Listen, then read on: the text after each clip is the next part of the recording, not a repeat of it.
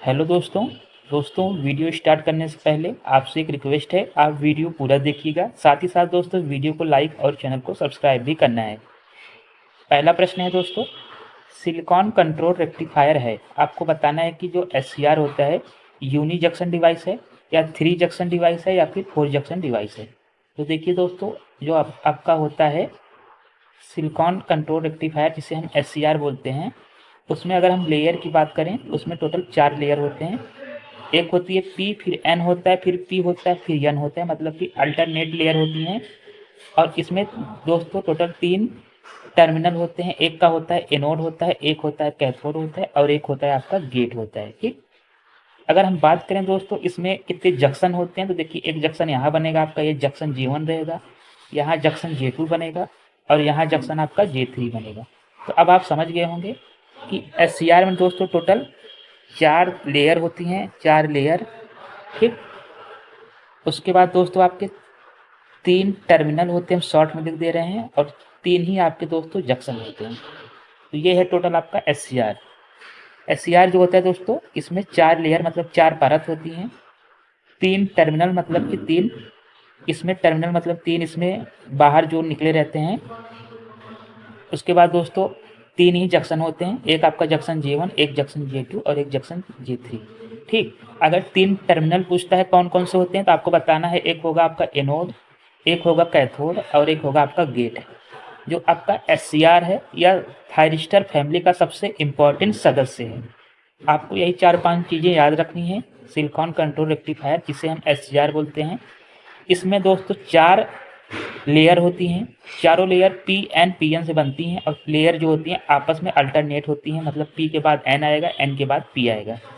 3 terminal होते हैं, anode होता है, कैथोड होता है और गेट होता है। 3 जंक्शन होते हैं, जंक्शन J1, J2 और J3। बात करें दोस्तों कैसे बनता है, तो यह दोस्तों अगर 3 डायोड की सहायता से बना सकते हैं आप इसे। 3 डायोड DIODE, ठीक, या फिर दोस्तों 2 ट्रांजिस्टर की सहायता से। एक आपका पीएनपी रहेगा और एक आपका एनपीएन रहेगा। आप इसे दोनों तरीके से बना सकते हैं, या चाहे आप 3 डायोड की सहायता से बनाएं या फिर 2 ट्रांजिस्टर पीएनपी और एनपीएन की सहायता से। ये था पूरा एससीआर का पोस्टमार्टम। अब चलिए आगे चलते हैं।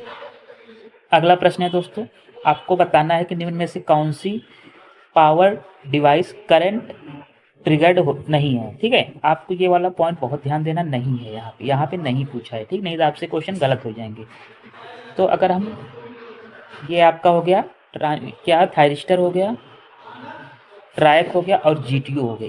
ये तीनों दोस्तों आपके करंट के होते हैं, CURRENT, करंट ट्रिगर्ड होते हैं। ठीक, थायरिस्टर हुआ, ट्रायक हुआ और जीटीयू हुआ, ये तीनों करंट ट्रिगर्ड होती हैं, यहाँ पे करंट द्वारा ऑपरेट होती है, मतलब करंट कंट्रोल होती है। ठीक, जबकि आपका जो मॉसफेट है यह आपका वोल्टेज होता है। वोल्टेज हम शॉर्ट में VTG लिख दे रहे हैं, वोल्टेज होता है इसका मतलब। तो जो आपका मॉसफेट है यह वोल्टेज कंट्रोल डिवाइस है या फिर वोल्टेज ट्रिगर्ड बोलिए। ठीक, और जबकि आपका जो थायरिस्टर हो गया, ट्रैक हो गया और जीटीयू हो गया, ये सब करंट कंट्रोल होती है। तो ये आपको याद रखना है। अब अगला देखते हैं दोस्तों। अगला है 3 फेज हाफ वेव रेक्टिफायर में प्रत्येक डायोड का चालन। देखिए दोस्तों, अगर हम 3 फेज की बात करें, हम आउटपुट बना दे रहे हैं, इसका आउटपुट कुछ इस तरह का होगा। ठीक, अगर आप देखेंगे 1 2 3 मतलब कि 3 है। अब टोटल कितना होता है आपका, 360 होता है। 360 को आप 3 से भाग करेंगे कितना आ जाएगा, 120 आएगा। तो इसका सही आंसर आपका 120 डिग्री हो जाएगा, ऑप्शन बी। अगर वहीं फुल वेव का पूछ लेते हैं आपसे, फुल वेव में आपको पता होगा टोटल 6 हो जाते हैं, 1 2 3 4 5 6। यह है आपका फुल वेव का, 1 2 3 4 5 6। उस कंडीशन में आप 360 को 6 से भाग करेंगे तो आपका कितना आ जाएगा, 60 आंसर आएगा। अगर 3 फेज फुल वेव पूछता है तो आपको 6 से डिवाइड करना है, और 3 फेज हाफ वेव पूछता है तो आपको 3 से करना है। तो हाफ वेव के लिए आपका 120 हो जाएगा और फुल वेव के लिए 60 हो जाएगा। दोनों आपको याद रखना है, बहुत इंपॉर्टेंट है। अगला चलते हैं। अगला है वर्ड लियोनार्ड सिस्टम। ठीक है, वर्ड लियोनार्ड सिस्टम का प्रयोग कौन से मोटर की गति नियंत्रण हेतु किया जाता है। तो आपको याद रखना है कि इसका यूज करते हैं डीसी मोटर की स्पीड कंट्रोल में। वर्ड लियोनार्ड सिस्टम का प्रयोग डीसी मोटर की कंट्रोल में किया जाता है। अब दोस्तों अगला चलते हैं। अब दोस्तों आपको यहाँ 312 जो कि ऑक्टा में दिया गया है, इसे आपको दोस्तों डेसिमल में चेंज करना है। तो आप पहले 312 को थोड़ा हम दूर दूर लिख दे रहे हैं, 312 हो गया। अब देखिए नीचे क्या करेंगे, 8 की पावर 0, 8 की पावर 1 और 8 की पावर 2। ठीक, 8 की पावर 0 क्या होता है, 1 हो जाता है, इसको हम ऐसे लिख ले रहे हैं नीचे ही। 8 की पावर 1 बराबर 8 होगा और 8 की पावर 2 बराबर 64 होगा। ठीक, अब देखिए दोस्तों यहाँ पे हम कलर चेंज कर लेते हैं। अब आपको 64 को और 3 को आपस में गुणा कराना है, 8 को और 1 को आपस में गुणा कराना है और 1 को और 2 को आपस में गुणा करा के जोड़ देना है। ठीक, 64 यहाँ कितना होता है, 3 चौक 12, 3 छक 18, वो नहीं 192 प्लस 8, 1 8 का 8 होगा प्लस 1 2 का 2 होगा, 8 2 10, 192 में 10 जोड़ेंगे कितना आ जाएगा, 202 आएगा। ठीक है, तो ये था पूरा दोस्तों आपका ऑक्टा से डेसिमल में चेंज करना। तो आपका ये वाला ऑप्शन 2 नंबर बी वाला सही हो जाएगा, 202 आपका सही आंसर आ जाएगा। आई होप आप समझ गए होंगे। यदि नहीं समझे हैं तो आप हमें कमेंट बॉक्स में बताइएगा, हम फिर से आपको एक सेपरेट वीडियो बना के पूरा डिटेल समझा देंगे। अगला है दोस्तों, इसको आपस में जोड़ना है, क्या है 1 0 1 0 0 1। ठीक, नीचे क्या है 1 1 0 0 1 0, इसे आपस में आपको जोड़ना है।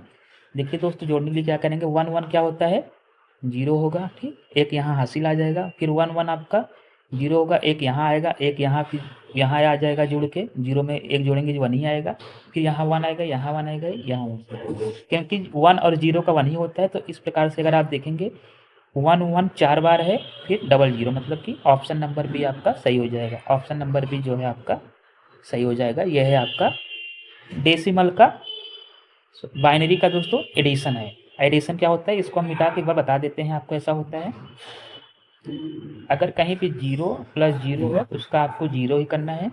अगर 0 प्लस 1 मिलता है तो आपको क्या करना है, 1 करना है। और अगर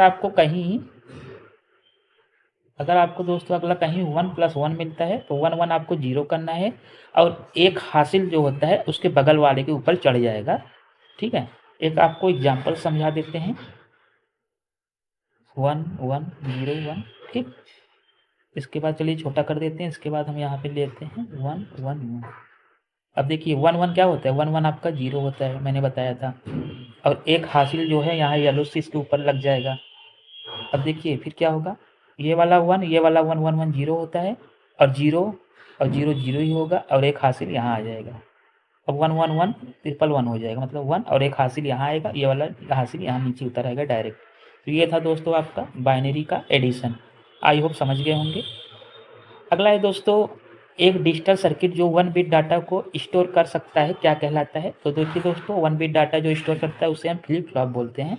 तो यहाँ पे हमारा ऑप्शन नंबर सी सही हो जाएगा। ठीक है, आई होप आप वीडियो समझ गए होंगे। Thank you for watching.